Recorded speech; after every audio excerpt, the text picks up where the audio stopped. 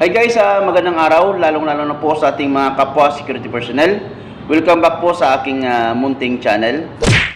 So sa video ito mga 59 ay mag-share naman tayo ng kunting idea at kaalaman sa inyo regarding sa paggawa ng report mga 59, no? So meron kasing nag-request at nag-comment ang isa nating subscribers na si Sir Anthony Gordones, no? So ang sabi niya, Sir, good day po. Sample report about sa one office staff poisoning, no? So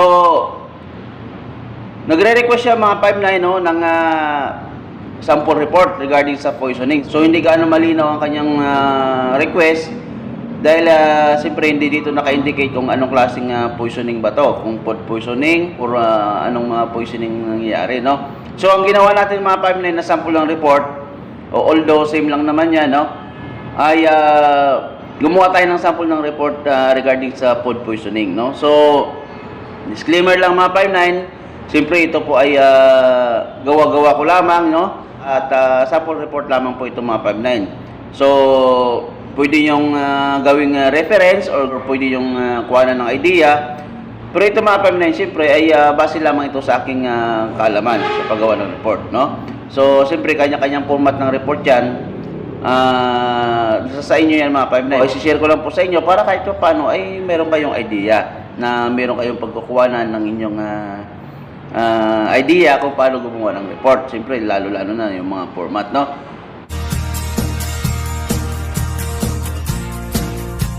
So siyempre mga 59, bago po yan ay shoutout muna natin yung ating mga subscribers na talagang palaging nanonood at tumatangkilik sa ating mga video. Maraming salamat po. Kay 14 TV, shout out idol yan. At syempre kay idol Michael Domingo, shout out sir idol, nice video, God bless yan. Thank you so much idol. Maraming salamat sa suporta. And of course kay idol Muchachita Chinita. Yan, so napakahirap banggitin ng pangalan niya idol, no? So, good evening, watching from Pampanga. I love your videos, buddy. Yan. So, thank you so much po, idol, sa inyong suporta. At siyempre, mega shoutout din po sa ating mga subscribers at of course sa ating mga viewers na patuloy pong tumatangkilik sa ating mga video. Maraming salamat po at mega shoutout po sa inyong lahat. So, yun mga 5 na ito yung ginawa kong sample na report regarding sa request natin ating subscribers, no? So yan, ito mga 5 no, ay sample report lamang. At syempre ginagawa-gawa lamang natin to para kahit pa paano ay meron kayong reference just in case na gagawa kayo ng mga ganitong report, no? So ito po ay kumbaga ibasehan nyo lamang or nasa sa inyo po yan kung gusto nyo gayahin, no? Kung nasa sa inyo ay okay naman, no? Pati yung format, so nasa sa inyo po yan mga 5-9, no? So, siyempre mga 5-9, unang-una siyempre ay isulat mo natin yung pangalan ng agency natin sa taas. Yan, halimbawa, Aztec Security and Investigation Agency. Then, sa baba, yung pwesto ninyo or pangalan ng area or detachment ninyo. Yan, halimbawa, Malaya Call Center. Yan. Then, siyempre, address po ng inyong pwesto. Kasi kung naka-address lang naman mga 5-9 para sa inyong mga officer, yung address ng pwesto yung gagamitin nyo dyan. Pero kung naka-address po papunta sa inyong opisina, siyempre yung address po ng opisina ninyo ang ilalagay nyo dyan. Okay? So then sa baba po, lagay po natin yung date to true subject. Okay? So pag ako gumagawa ng report mga 5-9, una ko talaga yung date kasi yan ang pinaka-importante dyan, no? So siyempre date kung kailan ginawa ang report. Yan. Then to, papunta kay bawa kay sa inyong detachment commander. SO di Makulangan Edgar, halimbawa detachment commander. Then through sa inyong SIC or ship in charge niyo, sa assistant ng inyong OIC ninyo. Siyempre due respect naman dun sa position niya, kailangan pa rin ay dumaan sa kanya yung report, no? So yan, bawa through SO di Natuto Abner, ship in charge. Okay? Then sa subject, siyempre ilagay natin dyan is incident report. So din sa mga 5-9, ilagay natin dyan yung kumbaga yung buod ng inyong report, no? Kumbaga yung conclusion ng report niyo, no? So kayo nang bahala maglagay diyan mga 5-9. So ginagawa ko lamang po 'yan, no? So suddenly fell down employee and vomiting. So parang gano'n, no? So siyempre mapaisip ko ano bang nangyari, no? So yan, di sa baba nilalagay ko yan number 1, summary, number 2, facts of the incident, and then number 3, action taken, no? Okay, sa summary, mga 5-9, siyempre ilagay natin yan yung what, when, where, who. Yan. So, napapansin niyo mga 5-9, kulang yan, no? Walang why, at saka walang how. Okay?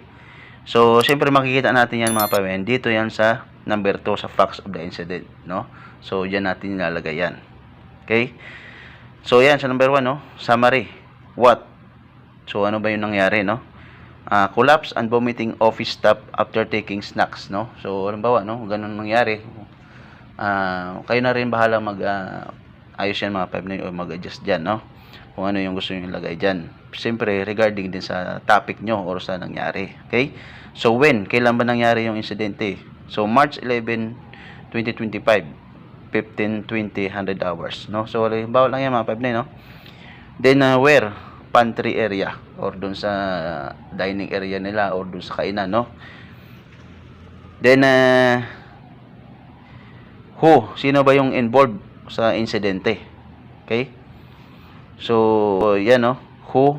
Yung bawa, Miss Marisa Masiba, office staff, or siya yung victim, no? Lagay natin dyan, no? Then, Miss Andrea Salva, co-office staff. So, kung sino yung mga taong nakatulong dun sa insidente, pwede nyo ilagay dyan, no? Then, yan, Mr. Michael Mahusay, co-worker or informer. So, yun, no? Halimbawa lang yung mga 5-9, no? Okay? So, dito sa facts of the incident, mga 5-9, dito natin ngayon isasalaysay, dito natin ngayon i-elaborate kung ano nangyari, no? Sa insidente or paano, no? So, yan, halimbawa, at above mentioned time and date.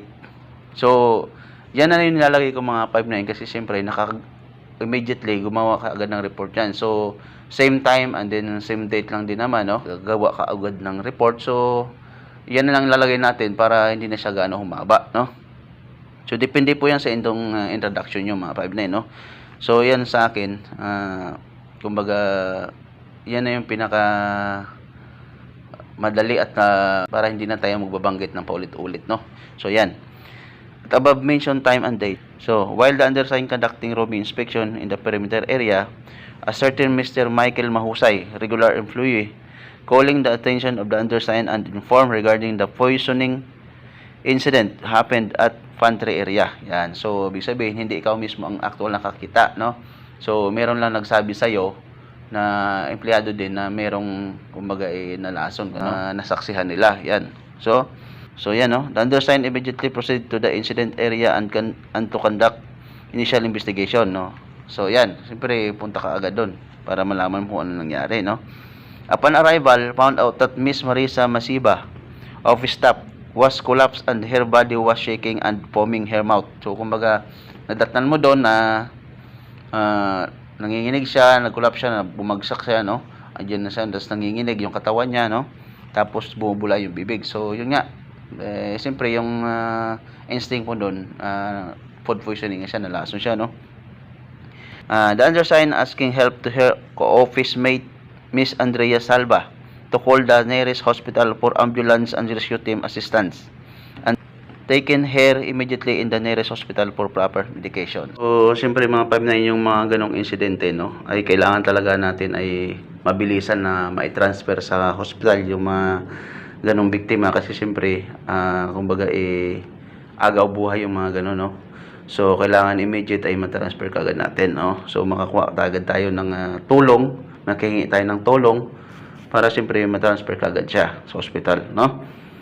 And immediately informed, so yan, and immediately informed this incident to my duty officer is o di Makulangan, Edgar, for proper disposition, no. So, siyempre, bilang may officer kayo, so, inform mo rin sa officer nyo na merong may nangyari na ganyan, no.